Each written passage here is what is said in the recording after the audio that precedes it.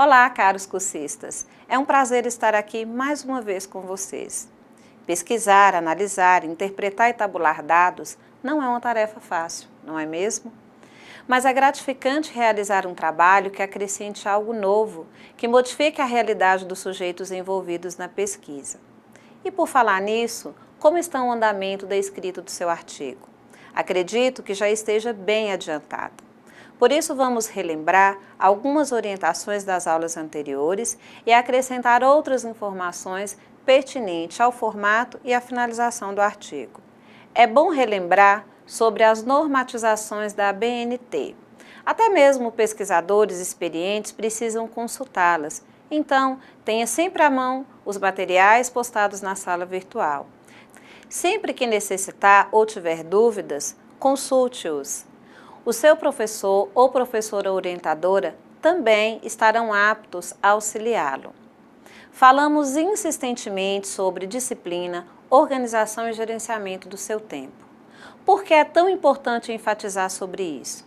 Para que o seu trabalho não se acumule e que seu aprendizado seja significativo.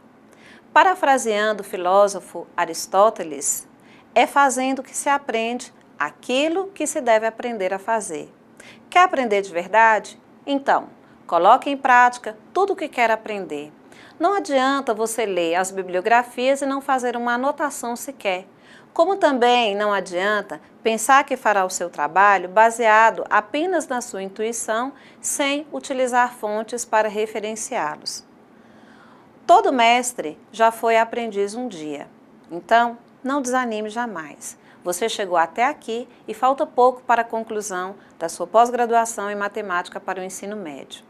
Lembro-os novamente que a fundamentação principal para a abordagem da elaboração e produção do TCC são as diretrizes para a apresentação de trabalhos acadêmicos no âmbito da Diretoria da Educação, à distância do IFNMG, organizadas por Antônio Carlos Martins e Ramone Maria dos Reis, e a apostila base, trabalho de conclusão do curso, elaborada pelas professoras Franceli Aparecida dos Santos e Liliane Campos Machado. Estes materiais estão todos postados na sala virtual para auxiliá-los, e os textos das explanações a seguir são referenciados pelos mesmos materiais. Vamos revisar rapidamente a fase de elaboração da pesquisa. Observe que no topo está o planejamento. No caso de vocês, é o projeto de intervenção que subsidiará os dados para a elaboração do seu artigo. A execução deverá ter ocorrido na escola em turmas de ensino médio, conforme a proposta de intervenção. O registro dos dados consistirá em todas as observações, impressões e fatos acontecidos durante a pesquisa. Isso deverá ser feito de maneira sistematizada e sintetizada, sem, no entanto, desconsiderar os detalhes importantes que valem a pena ser ressaltados para evidenciar os resultados obtidos do trabalho realizado. Sobre o método de análise dos dados, é o que sustentará os resultados. Relembramos que esta análise pode ser sob as perspectivas qualitativa, quantitativa ou quali-quantitativa.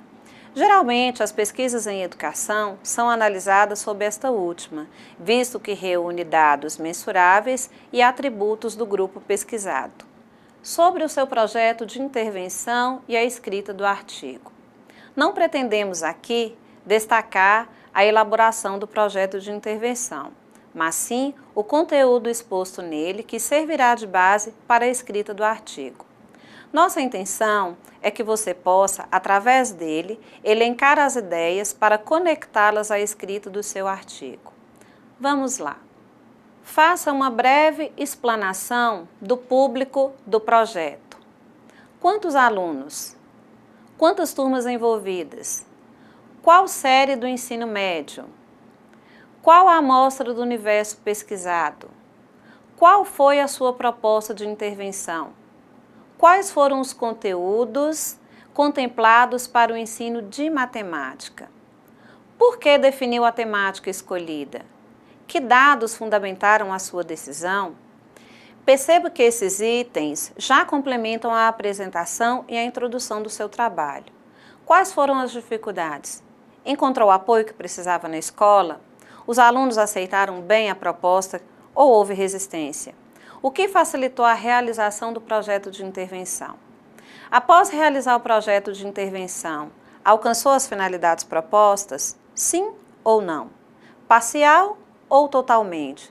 Os resultados obtidos motivam a continuidade? Justifique o porquê. No projeto de intervenção e a escrita do artigo, podemos dizer que é uma intervenção didática, e é essa intervenção didática que sustentará a base e a fundamentação da escrita do seu artigo. Sobre as regras gerais e o formato do seu artigo, vamos tecer algumas orientações.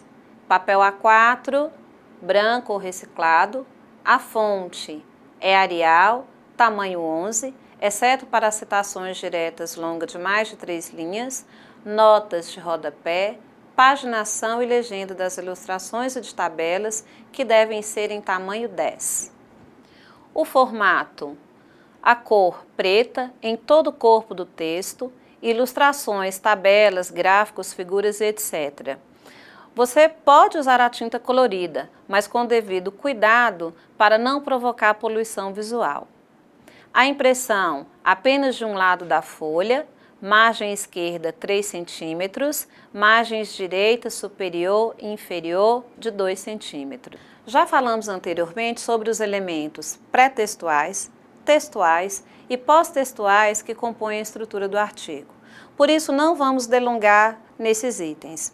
Atente-se para as orientações já postadas para não deixar faltar os itens que necessitam constar no seu trabalho. Vamos explicitar algumas regras gerais quanto ao formato. E observem que, de acordo com as normas da ABNT, a recomendação é que a fonte do corpo do texto seja tamanho 12. Mas, de acordo com cada instituição, podem orientar tamanho 11, como é o caso das diretrizes do IFNMG. E na sala virtual está postado um modelo de formatação. Sobre as citações. A citação direta curta, até 3 linhas, ela aparece no corpo do texto, entre aspas. A citação direta longa, mais de 3 linhas, fonte tamanho 10, recuada a 4 cm da margem esquerda. Espacejamento e paginação. Espaço 1,5 entre linhas para todo o texto, exceto citações com mais de 3 linhas, notas de rodapé, referências, paginação e legenda das ilustrações e de tabelas tipo de pesquisa e nome da entidade que devem ser em espaço simples. Notas de rodapé devem ser digitadas dentro das margens com espaço simples entre linhas e com fonte tamanho 10. As referências, aquelas colocadas ao final do trabalho dos autores utilizados, devem ser separadas entre si por 2 espaços simples. Os títulos das subseções devem ser separados do texto que o antecede ou que o sucede por 2 espaços de 1,5 cm. O título do projeto e o nome da entidade na folha de rosto devem ser centralizados no meio da página. Todas as folhas do projeto, a partir da folha de rosto, devem ser contadas, mas não numeradas. A numeração é colocada na primeira folha da parte textual em algarismos arábicos, no canto superior direito da folha, a 2 cm da borda superior, ficando o último algarismo a 2 cm da borda direita da folha. Observação: o sumário é contado, mas não se insere numeração de página nele. Se houver apêndice ou anexo, deve-se colocar a numeração contínua ao texto. Sobre a escrita do artigo. Evite um vocabulário simplório ou rebuscado demais. A escrita do artigo precisa e deve ser elaborada de modo que esteja adequada à linguagem acadêmica e científica. Escrever bem não é escrever difícil, mas de modo coeso e coerente que o leitor entenda. Adeque o vocabulário e esteja atento às palavras que possam ser de difícil compreensão ao leitor ou até mesmo para você. Se houver palavras ou frases que julgar de difícil compreensão ou que necessite explicá-las, descrevê-las, utilize notas explicativas ou então um glossário. Será muito constrangedor se no momento da apresentação oral for questionado sobre alguma palavra ou enunciado do seu artigo que você não saiba o significado. Escreva na terceira pessoa. Não é proibida a escrita em primeira pessoa, mas subentende-se que você não realizou a pesquisa solitariamente, como também não é autor inédito do assunto em questão. Sobre a revisão gramatical e ortográfica. Lógico, nós somos passíveis de equívocos e sabemos que a gramática da língua portuguesa é bastante complexa. Mas é imperdoável um trabalho contendo erros de concordância verbal, de ortografia e de digitação. Daí a importância de elaborar o seu trabalho em tempo hábil para que possa submetê-lo à correção e revisão. Não somos obrigados a saber todas as regras gramaticais, mas enquanto profissionais da área da educação, temos a obrigação de buscar por informações e esclarecimentos. Professores, mesmo que não queira, de algum modo ou outro, são referências para os seus alunos. A dedicatória e os agradecimentos são elementos diferentes um do outro, com características específicas. Não são obrigatórios e nem vão interferir na avaliação do seu trabalho. Caso opte por fazê-los, também são regidos pelas normas da ABNT. A dedicatória normalmente é feita para alguém importante, alguém especial na vida do autor, que não necessariamente participou do trabalho. Por exemplo, pais, filhos, amigos e familiares. Segue um exemplo. Vejam que a dedicatória tem norma específica da ABNT. É uma página, sem título, contendo apenas uma pequena frase na parte inferior direita, localizada no rodapé da página, com recuo da margem esquerda de 8 centímetros, espaçamento simples e texto curto. Os agradecimentos são direcionados a pessoas, grupos ou instituições que contribuíram direta e indiretamente para a realização do trabalho. Por exemplo, professores orientadores, alunos do ensino médio, a escola onde realizou o projeto de intervenção, dentre outros. Os agradecimentos devem ser feitos em ordem decrescente de importância. Por exemplo, o professor orientador, os professores da escola, os alunos e assim sucessivamente.